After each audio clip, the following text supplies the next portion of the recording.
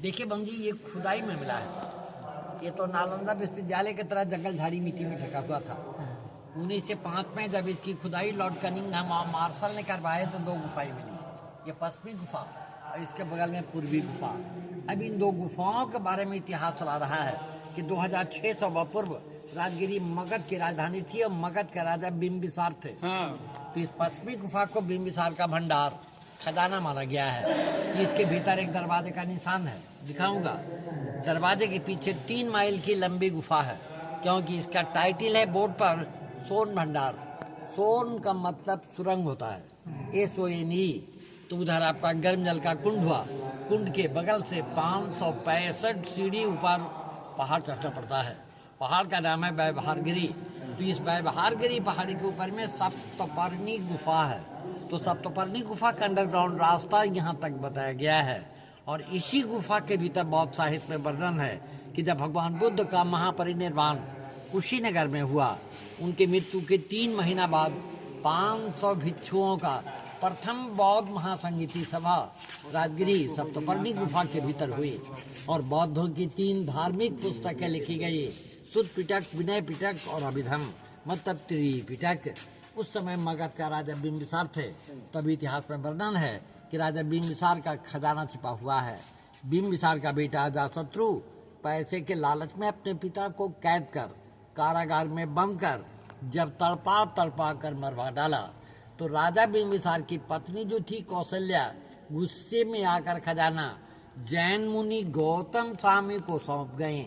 लेकिन वो तो साधु थे, धन का जरूरत था नहीं। वो इसी गुफा के भीतर रखकर ऊपर से पत्थर का दरवाजा बंद कर यहाँ पर एक शिलालिपि लिख दिए। भीतर में बताऊंगा कि वह लिपि जो विद्वान पढ़ेंगे दरवाजा आप पे आप खुल जाएगी। लेकिन सर जी, वो लिपि किसी ने पढ़ा नहीं। जब ब्रिटिश का समय आया तो सामने वाली जंगला से तोप लगाकर तोड़ना चाहा, टूटा नहीं, दरवाजे के ऊपर दाग होकर रह गया। भारत सरकार तोड़ने का कोई कोशिश किया नहीं, क्योंकि पहाड़ के भीतर गंधक, लोहा, फास्फोरस है, विस्फोटक पदार्थ है। अगर इसे डायनामाइट से तोड़ा जाए, ब्लास्ट कर जाएगा, ज्वालामुखी फूटेगा, गर्म जल वगैरह बंद होने का उम्मीद है। तो इस भय से भारत सरकार राज का राज रहने दिया। अब आइए, इसके भीतर में दरवाजा, तोप का निशान, लिपि, साल का खजाना छिपा हुआ है। जब ब्रिटिश का सत्ता आया तो राजा बिंबिसार का खजाना समझकर वो जंगला से तोप लगाकर तोड़ना चाहा, तो टूटा नहीं, यह दाग होकर रह गया।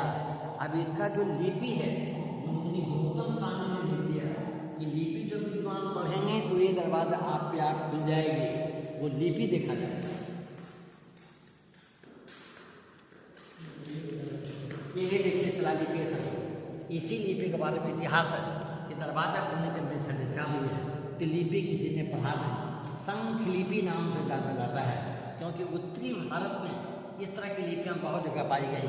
जैसे भी 3 नंबर पहाड़ जो हुआ उदयगिरी, जिसके भैले में रक्षक का चिन्ह है, वहाँ इस तरह का लिपि सैकड़ों जगह खुदा हुआ है। इसी के भीतर नालंदा यूनिवर्सिटी बनी। तो जितनी पुस्तकें होती थी वो नालंदा लाइब्रेरी में रखी जाती थी। जब 1199 में बख्तियार खिलजी का नालंदा यूनिवर्सिटी पर आक्रमण हुआ, वो तो आग लगा दिए और 6 महीना वहाँ जलता रहा सर जी।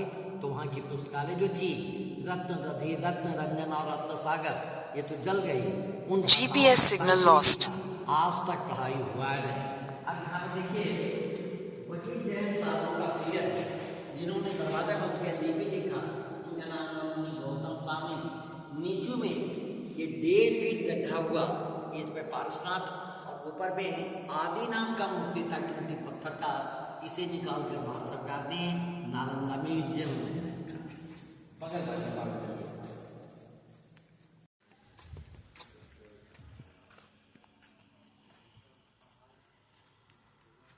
जब इसकी खुदाई लॉर्ड कनिंघम और मार्शल ने करवाए तो 2 गुफाएं मिली। अब उसमें पूर्वी गुफा 2 तल्ले का प्राचीन जैन मंदिर मिला।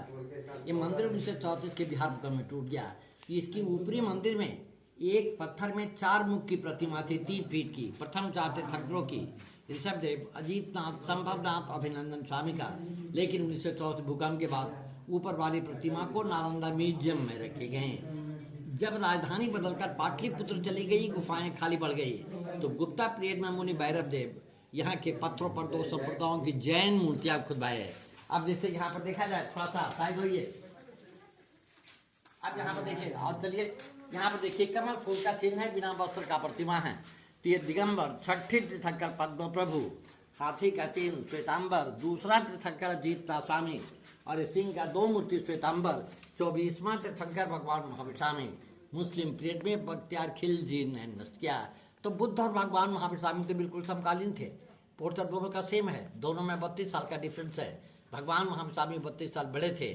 भगवान बुद्ध 5 वर्ष बेनुवन में बिताए और भगवान महावीर स्वामी 11 वर्ष यहाँ के पर्वतों पर बिताए। लेकिन बम जी, इतिहास में कहीं दोनों का एक जगह मिलन नहीं दिखलाया गया है। भगवान बुद्ध को ज्ञान प्राप्ति बोध गया में हुआ, बोधिबिर के नीचू में, और भगवान महावीर स्वामी का ज्ञान प्राप्ति रिजुवालका नदी के तट पर कल्परी के नीचू में, वो जगह आपका गिरिडीह झारखंड में पड़ता है, जिसे पारसनाथ कहा जाता है। यहाँ पर देखिए कल्परी का चित्रण है, भगवान महावीर स्वामी का प्रतिमा है। अब यहाँ पर एक प्रश्न उठ रहा है कि राजा बिंबिसार के समय में प्राचीन महल कहाँ रहा होगा। तो इस मगध का प्राचीन नाम का गिरि ब्रज, तो गिरि का अर्थ होता है पहाड़, ब्रज का अर्थ होता है वासियों। तो यहाँ पर 5 पहाड़ियाँ हैं, विपुलगिरी, रत्नागिरी, उदयगिरी, सोनागिरी और ये व्यवहारगिरी हुआ। Head south, then make a U-turn. इसी 5 पहाड़ियों के भीतर राजा बिंबिसार का महल रहा होगा, लेकिन हमेशा प्रकृति का आपदा भूकंप आता रहा। महल तो जंगल झाड़ी मिट्टी में दब गया।